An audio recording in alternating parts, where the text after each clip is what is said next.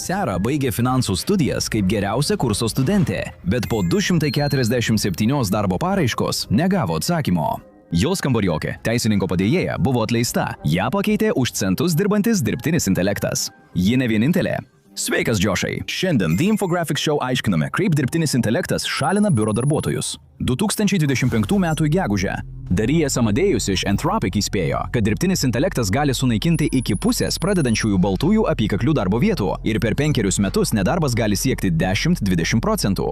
Tai bauginanti mintis, ypač kai ją išsako žmogus, kuris kuria šią technologiją. Tai nėra tolima mokslinė fantastika, tai realybė.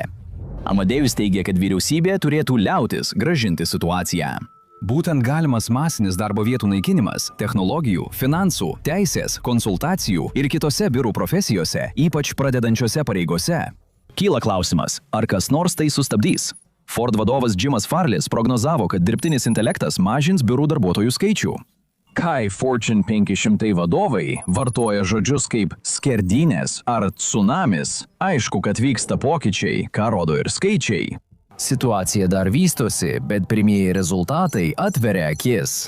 Per pirmus 2025 metai mėnesius dėl dirbtinio intelekto buvo prarasta beveik 78 000 technologijų darbo vietų. Kasdien darbo netenka per 400 aukštos kvalifikacijos žmonių. 2025 m. sausį JAV darbo statistikos biuras paskelbė, kad profesionalių paslaugų srityje laisvų darbo vietų skaičius mažiausias nuo 2013 metų per metus sumažėjo 20%. Nukraujavimas nėra teorinis. 2024 kompiuterinės grafikos menininkų paklausa sumažėjo 12%, o 2025 – 33%, remiantis 180 milijonų darbo skelbimo analizę. 2025 įmonių atitikties specialistų paklausa sumažėjo 29%. Tai aukštą išsilavinimą turintys profesionalai su specializuotais įgūdžiais, kurių perspektyvos nyksta, o ne gamyklų darbininkai pakeičiami robotais. Prisimeni, kai tėvai ragino siekti aukštojo išsilavinimo dėl darbo saugumo, turėtume tai aptarti. McKinsey, pirmaujanti konsultacijų įmonė, apskaičiavo, kad generatyvusis DI galėtų automatizuoti veiklas, kurios šiuo metu sudaro nuo 60 iki 70% darbo laiko tam tikrose biuro profesijose. Reikia paaiškinimo? Dauguma pradedančiųjų darbuotojų užduočių jau atlieka programinę įrangą. Klientų aptarnavimas buvo pirmasis pavojingas signalas. Dirbtinio intelekto pokalbių robotai dabar apdoroja daugiau nei 85% pirmo lygio pagalbos užklausų didelėse technologijų įmonėse, kai 2020 metais buvo tik 30%. Ekspertai prognozuoja, kad iki 2029 metų šis skaičius pasieks 90%, stulbinantis skaičius vos per 5 metus. Žmogiškoji sąveika beveik išnyko ir tai dar ne pabaiga. Salesforce vadovas Markas Benioffas pranešė, kad po dirbtinio intelekto agentų įdiegimo įmonė atleido dar 4000 klientų aptarnavimo darbuotojų. Dabar DI agentai tvarko apie 50% sąveikų. Įsivaizduokite, ateinate į pirmą biuro darbą ir matote, kad pusė kolegų programinė įranga. Advokatų kontoros galvojo, kad saugios už kostiumų ir diplomų, bet jos nesaugios. CaseText leidžia greitai atlikti teisinę paiešką ir parengti sutarčių projektus, kai anksčiau jaunesniajam teisininkui tai užtrukdavo valandas. Situacija rimtėja. Teisės padėjėjams iki 2026 metų pabaigos kyla 80% automatizavimo rizika. Anksčiau teisininkai už pradedančiojo teisininko atliktą dokumentų peržiūrą imdavo $300 už valandą. Dirbtinis intelektas už $3 padarys 100 000 kartų daugiau darbo. Kas laimės pelno maržos lenktynes? Pokyčių mastas stulbinantis.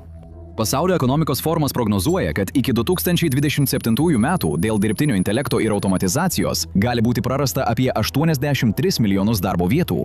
Goldman Sachs skaičiuoja, kad generatyvus dirbtinis intelektas gali paveikti 300 milijonų viso etato darbo vietų pasaulyje. JAV iki 46% pradedančiųjų darbuotojų užduočių gali būti automatizuota per artimiausią dešimtmetį. Tai reiškia, kad 10–12 milijonų pradedančiųjų biuro darbuotojų darbo vietų gali išnykti per naktį. Jei norite sužinoti, kas iš tikrųjų vyksta, tiesiog klausykitės, ką įmonės iš tikrųjų daro, o ne ką jos sako savo pranešimuose spaudai. IBM generalinis direktorius prieš keletą metų teigė, kad įmonė sustabdys samdymą į apie 8,000 darbo vietų, kurias gali pakeisti dirbtinis intelektas, daugiausia žmogiškųjų išteklių ir administracinėje srityje. Iš viso tai liečia 26,000 darbuotojų. 2023 met Accenture paskelbė apie 19,000 darbo vietų mažinimą, daugiausia tarp negeneruojančių pajamų ir pradedančiųjų. Didindama investicijas į mokymus ir generatyvinį DI, Amazon tapo naujausia įmonė įžengusia su pradedančiųjų darbuotojų apokalipse. Jie mažina 16,000 korporatyvinių darbo vietų, pusę iš 30,000 nuo spalio, siekdami efektyvumo ir dirbtinio intelekto diegimo. Įmoniai su 1,5 milijono darbuotojų tai atrodo nedaug, bet tai yra 10% visos korporatyvinės hierarchijos. Pastebėkite tendenciją. Atleidžiami žmonės, investuojama į robotus. Tai jau net nebėra subtilu. JP Morgano vadovams buvo nurodyta vengti samdyti žmonės, nes įmonė diegia dirbtinį intelektą visoje savo veikloje. Tai vienas didžiausių pasaulio bankų. Jie sako, žmonių pakanka, ačiū. Situacija gali tapti dar labiau distopinė. Jei esi universiteto studentas, galbūt metas užsikimšti ausis. Praktikos. Ši amerikietiška tradicija nešti kavą ir ruošti PowerPointų už universiteto kreditus nyksta. Skelbimų sumažėjo daugiau nei 15% nuo 2023 metų sausio iki 2025 metų sausio, tačiau paraiškų smarkiai padaugėjo. Nuosmukis didesnis gerai apmokamose srityse. Technologijų skelbimų sumažėjo 30%, profesinių paslaugų 42%. Karjeros portalo Handshake 2025 stažuočių indekse nurodoma, kad vidutiniškai vienai stažuotei tenka 109 paraiškos. 2024-2025 metais šis skaičius išaugo nuo 62 praėjusiais metais ir nuo 43 2022-2023 metais. Dabar į stažuotės pretenduoja apie 2,5 karto daugiau kandidatų nei prieš 2 metus. Technologijų sektoriaus stažuotės buvo konkurencingiausios. Vienai vietai 273 paraiškos. Finansinės paslaugos gavo 192, o profesinės 187 paraiškas. Stažuotės tapo rimta konkurencija. Situacija tapo tokia įtempta, kad studentai teikia paraiškas stažuotėms jau 1 ar 2 studijų metais dėl dirbtinio intelekto ir sudėtingos darbo rinkos. Kam samdyti praktikantus, jei tą patį gali padaryti dirbtinis intelektas? Įmonės mato, kad jauni darbuotojai anksčiau būtini transkribavimui, duomenų žymėjimui ar turinio moderavimui nebėra nepakeičiami. Net ir tiems nedaugeliui laimingųjų, kurie gauna darbą, sekasi neįtin gerai. San Francisco Federalinio rezervo banko duomenimis 2024 metais realus pradinio lygio atlyginimas sumažėjo 1,8%. Tai priešingai nei 2,4% visos ekonomikos augimas. Kai visi gauna didesnius atlyginimus, pradedantiesiems jie mažėja. Kai technologijų praktika pretenduoja 273 kandidatai, kam permokėti. Sveiki atvykę į naują realybę, skaičiai negailestingi. MIT 2024 metų tyrimas atskleidė, kad dirbtinis intelektas sumažino pasikartojančių kognityvinių užduočių darbo skelbimus 19%. Kiekvienam naujam dirbtinio intelekto darbui prarandami arba niekada nepaskelbiami 2 ar 3 pradedančiųjų darbai. Dirbtinis intelektas sukuria $150 000 vertės mašininio mokymosi inžinieriaus vietą, bet panaikina 3 po $50 000 vertės pradinio lygio analitiko vietas. Nors atlyginimų suma gali būti panaši, bet kaip jaučiasi tie 2, kurie negavo darbo? Kaskart prognozuojant darbo vietų apokalipsę, skeptikai kartoja tą patį argumentą. Ta patį sakė apie spaudos stakles, garo variklį, kompiuterį. Ir vėl technologijos, kurios turėjo naikinti darbo kategorijas, galiausiai padarė ką nors tylesnio ir keistesnio. Jos pakeitė darbo pobūdį, bet pats darbas liko. Atsirado naujų užduočių ir pasikeitė vaidmenys. Profesijos prisitaikė prie naujų įrankių, užuot buvusios jų sužlugdytos. Išliko darbai, kuriems reikia konteksto, niuansų, atsakomybės, interpretacijos ir pasitikėjimo. To, ko mašinos sunkiai perima. O jei šįkart bus kitaip?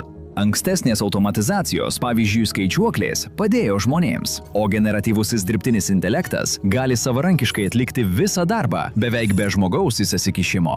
Skaičiuoklės tik spartino apskaitą, bet neatliko jos už jus. Dirbtinis intelektas jau atlieka apskaitą. Tai didelis pokytis. Anthropic tyrimai rodo, kad dabar dirbtinis intelektas dažniausiai padeda žmonėms darbe. Tai vadinama papildymu. Per artimiausius 4 metus ši tendencija vis labiau keisis link to, kad dirbtinis intelektas pats atliks darbus. Tai bus automatizacija.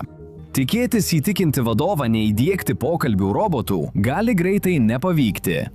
Dirbtinio intelekto agentai arba programos, kurios savarankiškai supranta, planuoja ir vykdo užduotis, tampa vis protingesni. Kasdien jie pagal poreikį sąveikauja su esamais įrankiais ir sistemų tinklais, kad įgyvendintų naudotojų tikslus.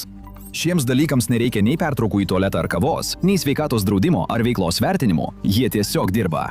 O kas bus, kai visa karta nebegalės dirbti pradinio lygio darbų? Jie taps auka. Vyksta ekonominė katastrofa. DI gali sugriauti profesinės karjeros struktūrą. Pradinio lygio pareigos svarbios. Jos ugdo įgūdžius, leidžia siekti karjeros ir užtikrina talentų srautą į aukštesnės pareigas. Pašalinus jas, darbo jėga sugrius.